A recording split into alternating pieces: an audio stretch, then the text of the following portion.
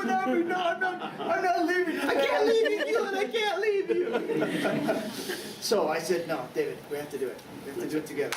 He was noticing that it was just. Yeah. But you know what? I'm out of here. Okay. So these are the VIP special silver Sweet. passes, like and super attractive, highly Nobody intelligent. actually has faces. They only have cameras. I know.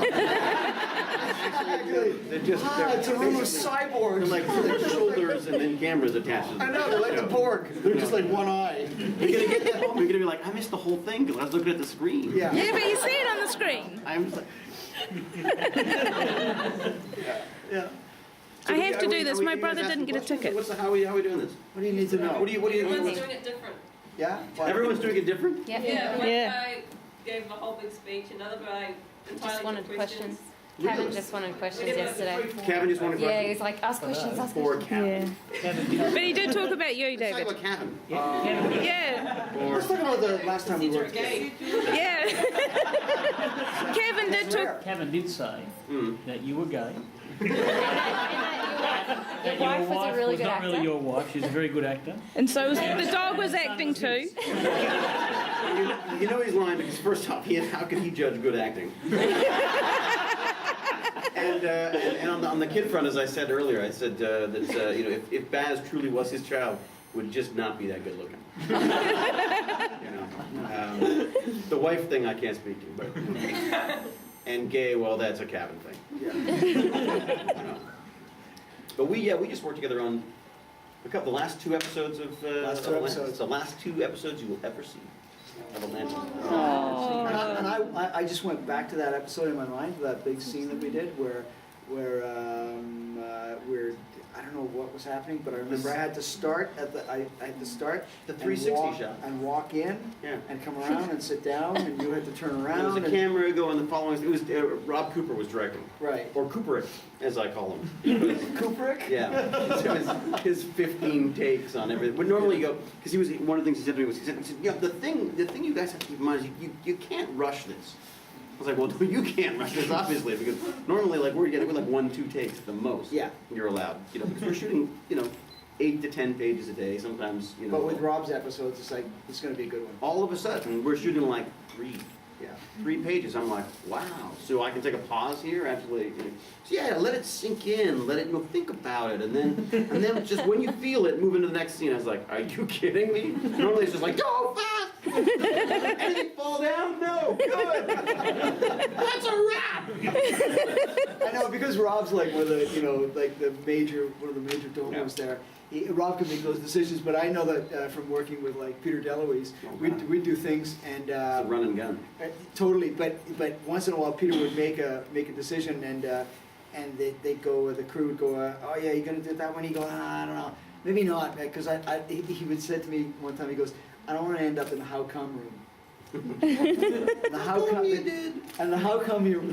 how come room was when you get the rough cut of the show, and then you go show it to the executive producers, and they just go, how come you shot it like that? How come you did this? How come you did that? And then you basically spend the entire episode defending your... And the reason is the producers are terrified to come on set, which I think they're scared of tripping over things. Yeah. I think it's generally they're like So they do all their work up in the room when Yeah. it's finally like, all it's all put together. You shove it in, you go, so there it is. And they go, well, how come you did that?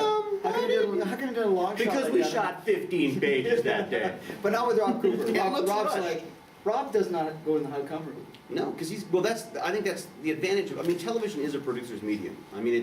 The reality is that they're the ones who make most of the decisions and basically all the artistic decisions as well, because they demand a certain amount of things from coverage from their directors. And so when you got Coop directing, he's only answerable to himself. So he Right. knows exactly what he wants. If it doesn't work, it's his problem. Yeah. So, and no one has the balls to actually tell him if it doesn't. Unless he wanted to bring in Peter DeLuise and say, How how come I did that? Hey, Peter, how come I did that? How come it didn't work? Yeah. So I just remember like doing the shot take after take, and if it doesn't, Yeah. especially when it's like a continuous shot, and if And you had the first line, too. I had the first line. And every time I was like, he's gonna screw it up. He's gonna screw it up. And he doesn't every time, but having the first line on a scene that's like what, 4 or 5, Yeah, 4 pages? Yeah, A few something like pages, that. yeah. And knowing that there's that much camera stuff, like something can always go wrong, right? So either it's an actor screwing up, or it's a light falling down, or it's a crew member falling asleep and being in the shot, or some kind of a camera shake, Yeah. But generally, your fear is if you've got like one line in a scene, you do not want to be the reason why you screwed up the scene. exactly, because it's like, it's really pointed, because everybody suddenly notices, because if you just do it right, and you're just part of the scene, you're just kind of in there in the mix, but if you screw it up like a number of times, it's like, hey, It's like Spotlight. what's with one line guy? Gary's really not on his game today. Yeah, Jesus, it's like, sir, I've got some bad news. Oh, sorry, can I try that again? Oh, sir, can I try that again? The worst thing is watching people come in from like the day player actors come in, and Yeah. they've got like maybe like one line that has like some, unpronounceable alien race in it. You just see in the corner going like, Yeah, and yeah. it's like, and action. I feel so bad. I can't for believe you. how many times that happens. Yeah. And I often screw up a lot just so they feel better. Yeah. It's like, see, Hewlett does it too. See? Yeah. Oh, thank God, I thought it was It's just me. Well, it is just you, but, Hewlett's just being nice. I don't need any help screwing up.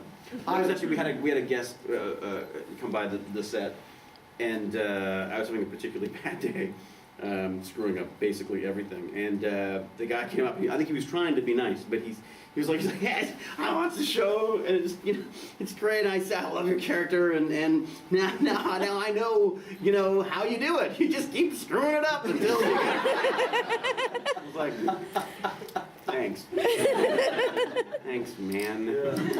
yeah, you don't want to be wrecking a big scene at the No, end. no. Unless you've got all the dialogue, and then you just look like a hero. Right? I was in